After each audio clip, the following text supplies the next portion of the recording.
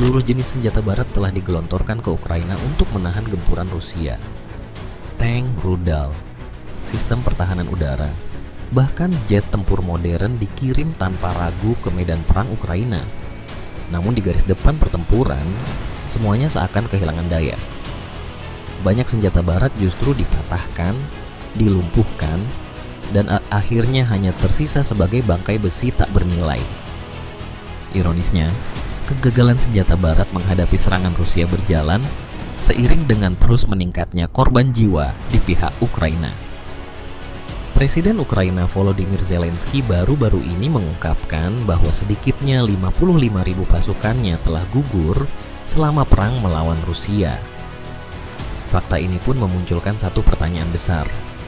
Apakah senjata barat memang rapuh? Atau justru kekuatan Rusia yang terlalu mematikan?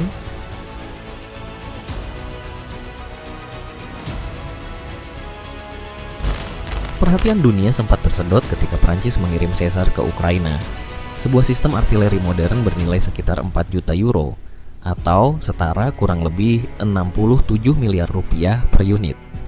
Di Eropa, alutsista ini lama dipuja sebagai simbol artileri kelas atas. Mahal, presisi, dan dikenal memiliki daya hancur yang menggentarkan. Kemampuannya memang terlihat mengesankan. Amunisi standar diklaim mampu menjangkau hingga 42 km dengan opsi munisi jarak jauh, bahkan munisi pintar yang disebut-sebut bisa mencapai sekitar 70 km. Laju tembaknya berada di kisaran 6 peluru per menit dengan tingkat akurasi tinggi. Di atas itu semua, sistem ini dirancang dengan konsep tembak lalu pindah, memungkinkan kendaraan segera bergeser sebelum lawan sempat melancarkan balasan. Jumlah yang dikirim ke Ukraina mencapai sekitar 120 unit, terdiri dari varian MK16x6 serta 8x8. Bahkan sepanjang 2025, lini produksi Caesar sepenuhnya difokuskan untuk memenuhi kebutuhan Ukraina. Sebagian unit datang sebagai bantuan dari Prancis dan negara-negara sekutu, sementara sebagian lainnya dibeli langsung oleh Kiev. Alhasil, Ukraina kini tercatat sebagai operator Caesar terbesar di seluruh Eropa. Namun realitas di garis depan justru menghadirkan potret yang berbeda bagi industri pertahanan barat. Sistem berteknologi tinggi dengan biaya selangit itu terbukti tetap rapuh ketika berhadapan dengan ancaman murah, seperti drone kamikaze yang nilainya bahkan tak sebanding dengan harga satu bensin SAR. Di wilayah timur laut Ukraina, sebuah unit Caesar dilaporkan lebih dulu terdeteksi oleh drone pengintai Zala sebelum akhirnya dihancurkan oleh Gran 2. Sementara di utara Komar, rekaman drone FPV memperlihatkan detik-detik ketika sistem artileri tersebut berhasil dilumpuhkan.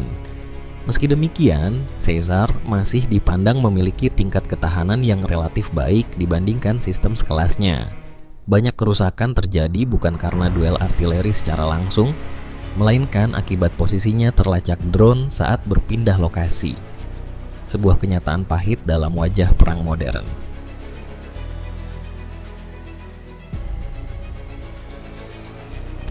Tank tempur utama M1A1 Abrams akhirnya benar-benar diterjunkan ke medan konflik Ukraina. Amerika Serikat lebih dulu mengirim 31 unit pada 2023. Disusul Australia dengan tambahan 49 unit. Sejak lama, tank buatan Amerika ini dipandang sebagai salah satu MBT paling tangguh di dunia dan kerap dijadikan simbol dominasi kekuatan lapis baja barat. Keunggulan Abrams bertumpu pada meriam 120 mm yang mampu melumpuhkan sasaran dari jarak jauh dengan presisi tinggi, bahkan ketika tank bergerak cepat. Namun aspek yang paling sering dibanggakan justru perlindungan awaknya. Abrams dirancang agar kru tetap selamat meski kendaraan menerima hantaman mematikan. Di atas itu, sistem pencitraan termal canggih memungkinkan awak melihat jelas menembus debu, asap, kabut, hingga kegelapan total. Namun, ketangguhan di atas kertas tidak selalu sejalan dengan kenyataan perang. Hingga pertengahan 2025, puluhan Abrams dari kiriman awal Amerika dilaporkan hancur atau mengalami kerusakan berat, dan sebagian besar kerugian itu dikaitkan dengan serangan drone bunuh diri Rusia. Pada dasarnya, Abrams dirancang untuk menghadapi tank dan ITGM era Perang Dingin, bukan gelombang drone FPV murah yang datang dari berbagai arah. Ia perkasa dalam duel frontal, tetapi jauh lebih rentan dari sisi samping dan terutama dari atas. Dua jalur serangan yang justru paling dominan di medan perang Ukraina. Dalam doktrin tempur Amerika, Abrams lazim beroperasi di bawah payung superioritas udara yang mutlak. Ketika perlindungan itu absen, nasibnya pun berubah drastis. Ia berpotensi menjadi trofi perang Rusia. Bahkan muncul laporan bahwa sebagian unit dibawa hingga ke Cina sebagai hadiah Natal geopolitik.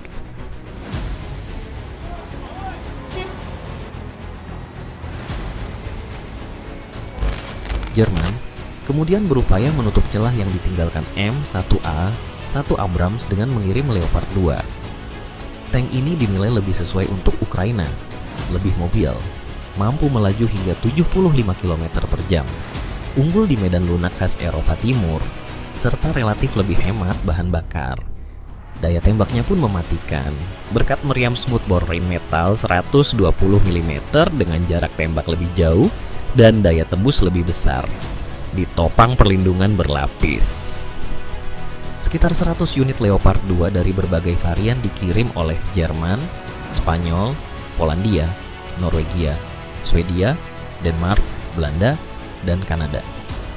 Pada fase awal, Leopard 2 dielu-elukan sebagai senjata pengubah permainan. Namun ketika masuk ke medan tempur sesungguhnya, reputasi itu segera berhadapan dengan kenyataan yang jauh lebih kejam. Secara teknis, Leopard 2 memang unggul dibanding banyak tank warisan Soviet. Tetapi masalah utama di Ukraina bukanlah duel antar tank, melainkan ladang ranjau Rusia yang dipasang sangat rapat. Dalam serangan balasan Ukraina, sejumlah Leopard 2 sudah lumpuh, bahkan sebelum sempat bertempur, terjebak dan rusak akibat ranjau. Seperti tank modern lainnya, Leopard 2 juga rentan terhadap drone murah yang menyerang dari arah atas dan samping, titik-titik dengan perlindungan yang lebih tipis. Sekitar 40 unit dilaporkan mengalami kerusakan dan harus dievakuasi ke Ukraina Barat atau Polandia untuk menjalani perbaikan besar. Sekitar 31 unit lainnya rusak berat dan dinilai tidak dapat dipulihkan. Sementara sebagian sisanya jatuh menjadi trofi Rusia. Bahkan ada yang berhasil diperbaiki dan dikirim kembali ke medan tempur. Kali ini berhadapan dengan pihak yang sebelumnya mengoperasikannya.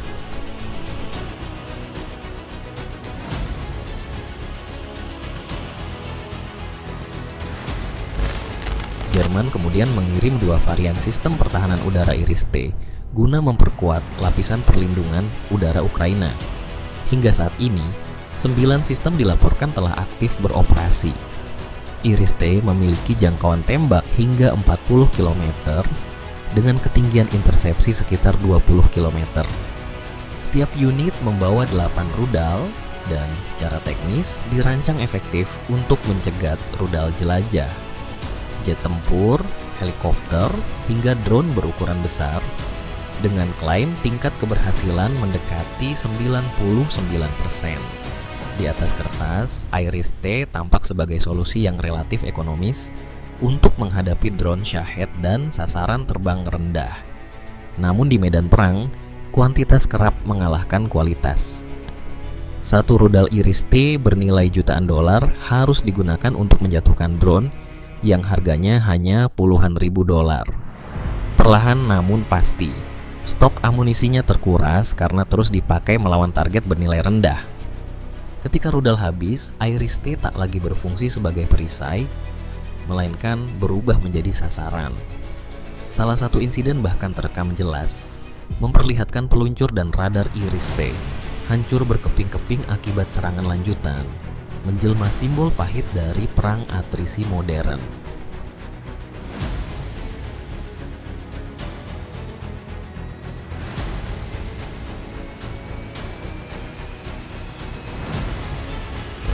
Inggris turut terjun ke konflik Ukraina dengan mengirim Storm Shadow, rudal jelajah udara ke darat jarak jauh, hasil kolaborasi Inggris-Prancis. Senjata ini memiliki jangkauan hingga 550 km dan dirancang khusus untuk menghantam target statis bernilai tinggi dengan tingkat presisi yang sangat tinggi. Storm Shadow membawa hulu ledak Broich multistage yang mampu menembus beton bunker sebelum meledak di bagian dalam. Dengan kecepatan subsonik dan dukungan teknologi siluman, rudal ini dirancang agar sulit terdeteksi radar. Sejak Mei 2023, Inggris dan Prancis mulai memasok Storm Shadow ke Ukraina. Dimodifikasi agar kompatibel dengan jet era Soviet seperti Su-24 dan sempat menghantam sasaran strategis, termasuk fasilitas industri serta kilang minyak Rusia. Namun, Storm Shadow bukan senjata yang kebal. Rusia mengklaim telah mencegat puluhan rudal menggunakan sistem S-400 dan pansir S-1. Sebagian diantaranya jatuh ke Laut Hitam, bahkan ada komponen yang ditemukan hampir utuh di wilayah Zaporizhia. Bagi Barat, kondisi ini menjadi kerugian yang tidak kecil. Artinya, Rusia berpeluang mempelajari teknologi siluman, sistem pemandu, hingga hulu ledak Broich, modal penting untuk mengembangkan penangkal yang jauh lebih efektif di masa depan. Melihat masifnya penggunaan drone kamikaze Rusia di Ukraina, Amerika Serikat merespons dengan mengirim Switchblade 600. Di Ukraina, drone ini berkembang dari sekadar bantuan militer menjadi aset strategis yang sempat mengubah pola operasi unit artileri dan pasukan khusus. Switchblade 600 digunakan secara khusus untuk menghancurkan target bernilai tinggi di belakang garis depan berkat kemampuannya menembus lapisan baja berat. Ukraina mengklaim drone ini berhasil merusak aset pertahanan udara Rusia dengan nilai setidaknya 50 juta dolar, termasuk sejumlah sistem rudal Rusia. Namun, keunggulan tersebut tidak bertahan lama. Dengan harga sekitar 100 hingga 150 ribu dolar per unit, Switchblade 600 dinilai terlalu mahal untuk konflik jangka panjang. Di saat yang sama, banyak unit berhasil dijatuhkan atau dinetralkan oleh perang elektronik Rusia, sehingga efektivitasnya menurun tajam seiring waktu. Sekali lagi menegaskan bahwa kemampuan beradaptasi kerap lebih menentukan daripada kecanggihan teknologi semata.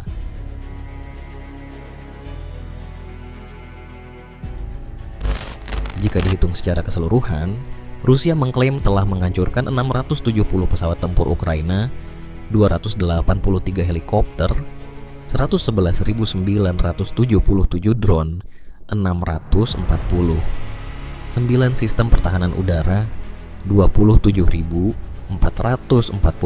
tank, dan kendaraan lapis baja, ribuan unit artileri serta roket, hingga lebih dari 53.000 kendaraan militer sejak dimulainya operasi militer khusus.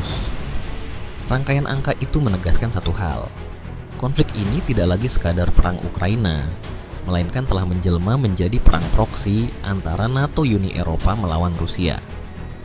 Vladimir Putin berulang kali menyatakan bahwa Moskow tidak berniat menyerang Eropa, dan Ukraina dipandang hanya sebagai arena benturan kepentingan industri militer Barat. Di sisi lain, negara-negara Barat terus menekan Rusia melalui sanksi ekonomi, mulai dari larangan impor gas, pembekuan aset, hingga berbagai pembatasan perdagangan. Rusia sempat mampu bertahan pada fase awal, namun tekanan ekonomi tersebut kini perlahan mulai terasa semakin nyata.